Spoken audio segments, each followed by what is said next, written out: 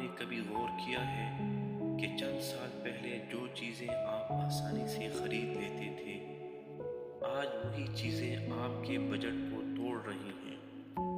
آخر ایسا کیا ہو رہا ہے کہ تنخواہیں وہی ہیں لیکن خرچے 2 گنا اور 3 گنا سے بھی زیادہ ہو چکے ہیں؟ کیا یہ صرف مہنگائی ہے یا اس کے پیچھے کوئی بڑی حقیقت چھپی ہوئی ہے؟ اور سب سے اہم سوال، کیا یہ صورتحال کبھی بہتر ہوگی یا ہم ایک ایسے دور میں داخل ہو چکے ہیں جہاں عام آدمی کا جینا مشکل سے مشکل تر ہوتا جائے گا؟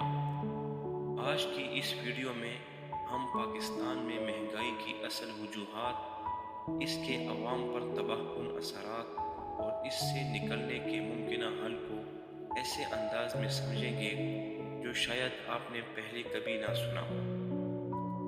ناظرین، پاکستان میں مہنگائی کوئی نئی چیز نہیں، لیکن حالیہ برسوں میں اس کی شدت نے ہر طبقے کو ہلا کر رکھ دیا ہے۔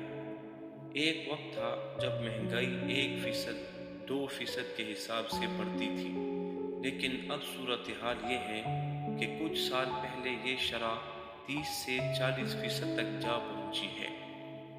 اور اگرچہ 2025 کے بعد کچھ کمی دیکھنے میں آئی، مگر 2026 میں بھی مہنگائی تقریباً 7% کے قریب رہی۔ یہ اعداد و شمار بظاہر بہتر لگ سکتے ہیں، لیکن حقیقت یہ ہے کہ عام آدمی کی زندگی میں بہتری نہیں آئی۔ مہنگائی کو سمجھنے کے لیے سب سے پہلے یہ جاننا ضروری ہے کہ مہنگائی ہوتی کیا ہے۔ مہنگائی دراصل اشیاء کی قیمتوں میں مسلسل اضافے کو کہتے ہیں۔ جب قیمتیں بڑھتی ہیں تو پیسے کی قدر کم ہو جاتی ہے، یعنی آپ کی جیب میں موجود 1000 روپے اب پہلے جتنی چیزیں نہیں خرید سکتے۔ یہی وجہ ہے کہ مہنگائی کو خاموش دشمن بھی کہا جاتا ہے، کیونکہ یہ آہستہ آہستہ انسان کی قوت خرید کو ختم کر دیتی ہے۔ اب سوال یہ پیدا ہوتا ہے کہ پاکستان میں مہنگائی کیوں بڑھتی ہے؟ اس کا جواب یہ ہے کہ اس کے کئی بنیادی عوامل ہیں، اور سب سے اہم وجہ ہے روپے کی قدر میں کمی۔ جب پاکستانی روپیہ ڈالر کے مقابلے میں کمزور ہوتا ہے تو درآمدی اشیاء مہنگی ہو جاتی ہیں، جیسے کہ تیل، گیس اور دیگر ضروری سامان۔ چونکہ پاکستان اپنی بہت سی ضروریات درآمد کرتا ہے، اس لیے روپے کی کمزوری براہ راست مہنگائی کو بڑھاتی ہے۔ دوسری بڑی وجہ توانائی کی قیمتوں میں اضافہ ہے۔ پاکستان میں پیٹرول اور بجلی کی قیمتوں میں اضافہ نہ صرف ٹرانسپورٹ بلکہ ہر چیز کو مہنگا کر دیتا ہے۔ جب فیکٹریوں کو مہنگی بجلی ملتی ہے تو وہ اپنی مصنوعات کی قیمت بڑھا دیتی ہیں، اور اس کا بوجھ آخرکار عوام پر آتا ہے۔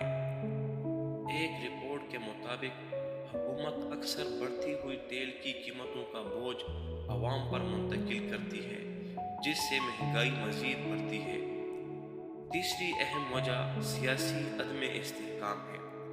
جب ملک میں سیاسی غیر یقینی صورتحال ہوتی ہے تو سرمایہ کاری کم ہو جاتی ہے، کاروبار متاثر ہوتے ہیں اور معیشت سست پڑ جاتی ہے۔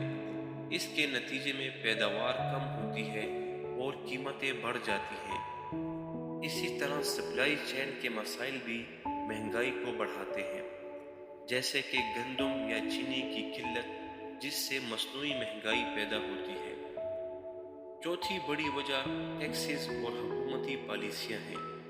جب حکومت اپنے اخراجات پورے کرنے کے لیے ٹیکس بڑھاتی ہے تو اس کا اثر بھی براہ راست عوام پر پڑتا ہے، خاص طور پر انڈائریکٹ ٹیکسز جیسے سیلز ٹیکس جو ہر خریداری پر لگتے ہیں۔ غریب اور متوسط طبقے کو سب سے زیادہ متاثر کرتے ہیں۔ مہنگائی کے اثرات صرف معاشی نہیں بلکہ سماجی بھی ہوتے ہیں۔ سب سے بڑا اثر یہ ہوتا ہے کہ عوام کی قوت خرید کم ہو جاتی ہے۔ ایک عام مزدور جو پہلے اپنے خاندان کا گزارا کر لیتا تھا، اب اسے بنیادی ضروریات پوری کرنے میں بھی مشکل پیش آتی ہے۔ تحقیق سے یہ بھی ظاہر ہوا ہے کہ مہنگائی غربت میں اضافہ کرتی ہے और आमदनी में अदम मुसावात को बढ़ाती है। इसके अलावा महंगाई का एक ख़तरनाक असर ज़हनी दबाव भी है। जब इंसान अपनी ज़रूरियात पूरी नहीं कर पाता तो वो ज़हनी परेशानी का शिकार हो जाता है। घरेलू झगड़े बढ़ जाते हैं, जराइम में इजाफा होता है और माशरे में बेचैनी पैदा होती है। ये वो पहलू है जिस पर कम बात की जाती है, लेकिन इसके असरात इंतहाई गहरे होते हैं। कारोबारी तबका भी महंगाई से महफूज नहीं रहता। जब खाम माल महंगा हो जाता है तो छोटे कारोबार बंद होने लगते हैं। सरमायाकार गैर यकीनी सूरत हाल की वजह से सरमाया लगाने से गुरेज करते हैं, जिससे मईशत मज़ीद कमज़ोर हो जाती है। आलमी सतह पर भी ये देखा गया है कि महंगाई सरमायाकारी को कम करती है और मईशत की तरक्की को सुस्त कर देती है। अब सवाल ये है कि क्या महंगाई को ख़त्म किया जा सकता है? इसका जवाब ये है कि मुकम्मल तौर पर नहीं, लेकिन इसे कंट्रोल ज़रूर किया जा सकता है। सबसे पहला हल ये है कि मजबूत माशी पॉलिसी इख्तियार की जाए, यानी हुकूमत को चाहिए कि वो गैर ज़रूरी अखराजात कम करे और टैक्स निज़ाम को बेहतर बनाए ताकि बोझ अवाम पर कम पड़े। दूसरा हल है मकामी पैदावार में इजाफा। अगर पाकिस्तान अपनी ज़रूरियात खुद पूरी करे तो दरामदात कम होंगी और महंगाई पर काबू पाया जा सकेगा। ख़ास तौर पर ज़राअत के शोबे में बेहतरी लाकर खुराक की कीमतों को कंट्रोल किया जा सकता है। तीसरा हल है तवानाई के मुतबादिल ज़राए का इस्तेमाल। अगर पाकिस्तान सस्ती बिजली पैदा करे, जैसा कि सोलर या हाइड्रो पावर, तो न सिर्फ बिजली सस्ती होगी बल्कि सनअतें भी तरक्की करेंगी। चौथा हल है करप्शन का खात्मा।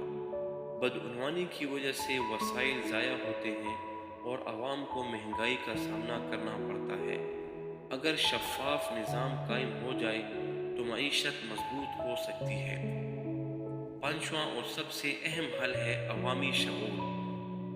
जब अवाम अपने हकूक़ के बारे में आगाह होंगे और दुरुस्त फैसले करेंगे तो निज़ाम खुद ब खुद बेहतर होना शुरू हो जाएगा। आखिर में एक हकीकत जो शायद कड़वी लगे लेकिन उसका समझना ज़रूरी है। महंगाई सिर्फ एक माशी मसला नहीं, बल्कि ये एक पूरे निज़ाम की अक्कासी है। जब तक हम बुनियादी मसाइल को हल नहीं करेंगे, महंगाई कम होकर भी वापस आती रहेगी। तो अब सवाल ये है कि क्या हम इस चक्कर से निकल सकते हैं या हम इसी तरह महंगाई के साथ जीने के आदी हो जाएंगे। फैसला हमारे हाथ में है, क्योंकि तब्दीली हमेशा शुरूर से शुरू होती है। नाजरीन, इसके बारे में आपकी क्या राय है? अपनी राय कमेंट सेक्शन में ज़रूर दें। अगर आप चाहते हैं कि ऐसे ही मौज़ूआत पर मबनी वीडियोस देखें तो हमारे चैनल को सब्सक्राइब करें, क्योंकि हम यहाँ सिर्फ खबरें नहीं बल्कि सच दिखाते हैं। आपके मोहब्बत भरे कमेंट्स करने का बेहद शुक्रिया। मिलते हैं अगली दिलचस्प वीडियो में। खुदा हाफिज़।